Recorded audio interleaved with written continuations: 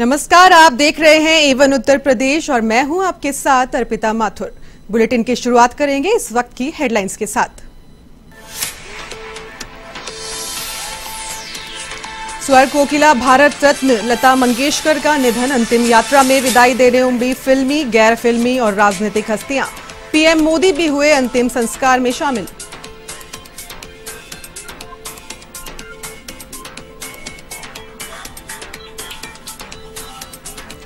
पश्चिमी यूपी के 3 जिलों में पीएम मोदी ने संभाली कमान। वीसी के जरिए आगरा, मथुरा और बुलंदशहर की जनता को किया संबोधित। योगी सरकार के लिए मतदान की अपील।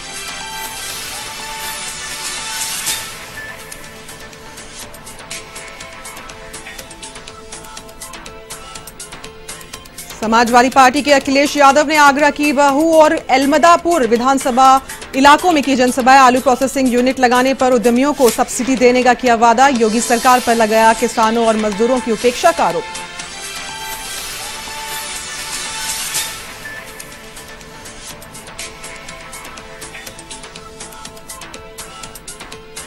चुनावी राजियों को मिली बड़ी राहत, चुनावी रैलियों को मिली अनुमति। कोरोना के मरीजों में गिरावट के चलते चुनाव आयोग ने दी फिजिकल रैली करने की अनुमति।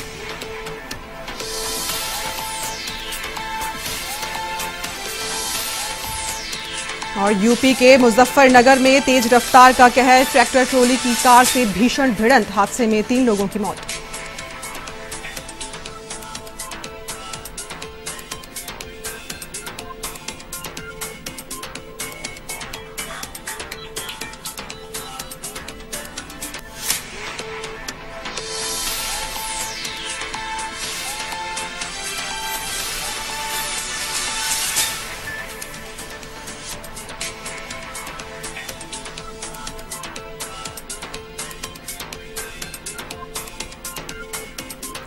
उत्तर प्रदेश विधानसभा चुनाव के बीच प्रधानमंत्री नरेंद्र मोदी ने पश्चिमी यूपी के 3 जिलों में जनता को संबोधित किया।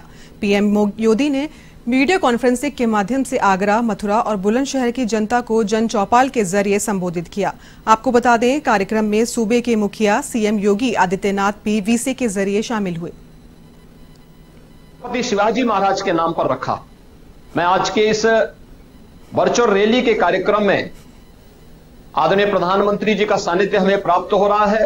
आदरणीय प्रधानमंत्री जी का बुलंदशहर, मथुरा और आगरा जनपद के कार्यकर्ताओं की ओर से हृदय से स्वागत और अभिनंदन करता हूं और आदरणीय प्रधानमंत्री जी को सादर आमंत्रित करता हूं कि आपका सानिध्य और मार्गदर्शन इस वर्चुअल रैली के माध्यम से हमारे इन तीनों जनपदों की 21 विधानसभा क्षेत्रों से जुड़े हुए सभी कार्यकर्ताओं और जनता जनार्दन को उपलब्ध हो, मैं इसके लिए आपको सादर आमंत्रित करता हूं। आदरणीय प्रधानमंत्री जी, आज हम सभी के लिए एक बहुत दुखद खबर आई है। हमारी लता दीदी आज हमें छोड़कर चली गई है, परमात्मा में विलीन हो गई। कल ही वसंत पंचमी का पर्व था। मां शारदा की हम आराधना कर रहे थे, जिनके कंठ से मां सरस्वती का आशीर्वाद छोटे बड़े हर किसी को मिलता था। वो लता दी ब्रह्मलोक की यात्रा पर चली गई। उनके व्यक्तित्व का विस्तार सिर्फ गानों की संख्या पर सीमित नहीं था। मेरे जैसे अनेकों लोग हैं जो गर्व से कहेंगे कि लता दीदी के साथ उनका निकट संबंध था। जीवन के हर क्षेत्र के लोग हमें लता दीदी के प्रति। यूपी में विधानसभा चुनाव प्रचार जोरों पर है। इसी कड़ी में समाजवादी प्रमुख अखिलेश यादव ने 3 दिन में दूसरी बार आगरा पहुंचे हैं। साथ ही उन्होंने एतमादपुर विधानसभा क्षेत्र में प्रत्याशियों के समर्थन में जनसभा की। आपको बता दें, अखिलेश यादव ने आलू प्रोसेसिंग प्लांट लगाने वाले उद्योगपतियों को 100 से 200 करोड़ रुपए तक सरकारी सब्सिडी देने की बात कही है। इसके साथ ही अखिलेश यादव ने चुनावी वादों को दोहराते हुए बेरोजगारों को रोजगार देने का वादा भी किया।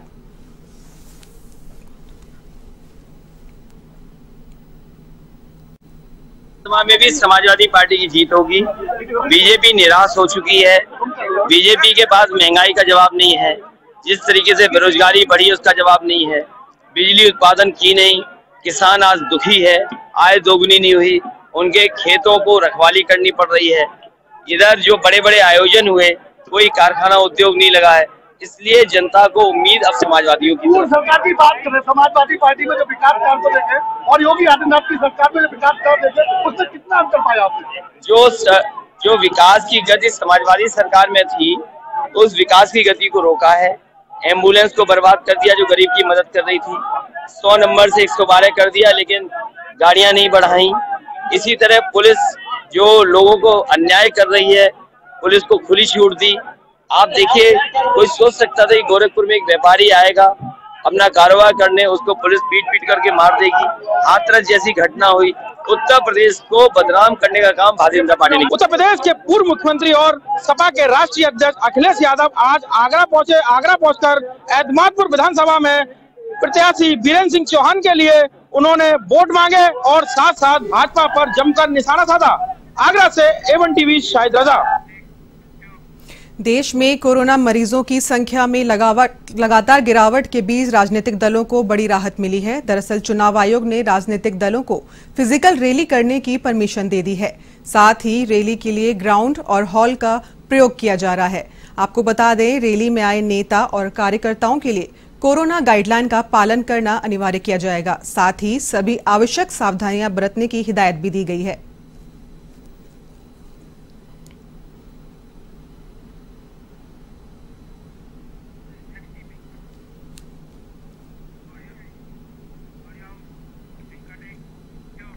अयोध्या विधानसभा के प्रत्याशी रवि प्रकाश मौर्य ने अयोध्या विधानसभा क्षेत्रों में जनसंपर्क किया, जहां उन्होंने मायावती के कार्यकाल में किए गए कामों की उपलब्धियां बताई।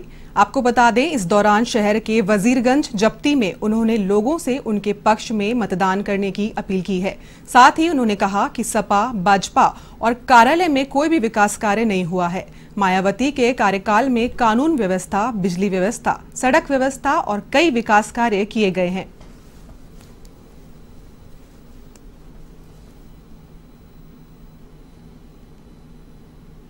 विधानसभा से प्रत्याशी घोषित किया गया है। हमारे मुद्दे विकास के हैं, रोजगार के हैं। जो मुख्य मुद्दा है हम लोगों का, हमारी पार्टी कभी घोषणा पत्र नहीं जारी करती है। भारत का जो संविधान है, बाबा साहब ने इतनी मेहनत के बाद बनाया है, वही हमारी पार्टी का घोषणा पत्र है। और जो भी संविधान में संवैधानिक मुद्दे हैं, लोगों को अधिकार दिए गए हैं, उसी अधिकारों की लड़ाई के लिए हम बहुजन समाज पार्टी से अयोध्या विधानसभा से उसी मुद्दे पे चुनाव लड़ रहे हैं। हमारी सरकार बनी तो संविधान में जितने दिए गए अधिकार है, किसी के संवैधानिक अधिकार का हनन नहीं होगा। पूरी तरह से न्याय व्यवस्था कायम रहेगी। जैसा कि आप सभी लोग जानते हैं, पूरा उत्तर प्रदेश जानता है कि माननीय बहन जी 4 वर्ष की सरकार में कानून व्यवस्था के मामले में आज तक पूरे भारत में कोई सरकार इस तरह से काम नहीं कर पाई है। हम लोग पूरी तरह से इस बार, हमारे कार्यकर्ताओं का जोश बता रहा है, हमारे कार्यकर्ता इतनी मेहनत से लगे हुए हैं। इस बार हम लोग अयोध्या विधानसभा फतेह करेंगे और 5वीं बार माननीय बहन जी को मुख्यमंत्री बनाएंगे। इलाहाबाद हाईकोर्ट के न्यायमूर्ति शेखर कुमार यादव ने कौशाम्बी जिला न्यायालय परिसर में फैमिली कोर्ट के भवन की भूमि पूजन के बाद आधारशिला रखी। बिल्डिंग की आधारशिला रखने के बाद उन्होंने शिलापट का भी लोकार्पण किया। इस दौरान सभी न्यायाधीश और वकील कार्यक्रम स्थल पर मौजूद रहे। इससे पहले उनके आगमन पर गार्ड ऑफ ऑनर भी दिया गया। वहीं जिले में फैमिली कोर्ट बनने के बाद पारिवारिक विवादों के निपटारे में सहूलियत भी मिलेगी।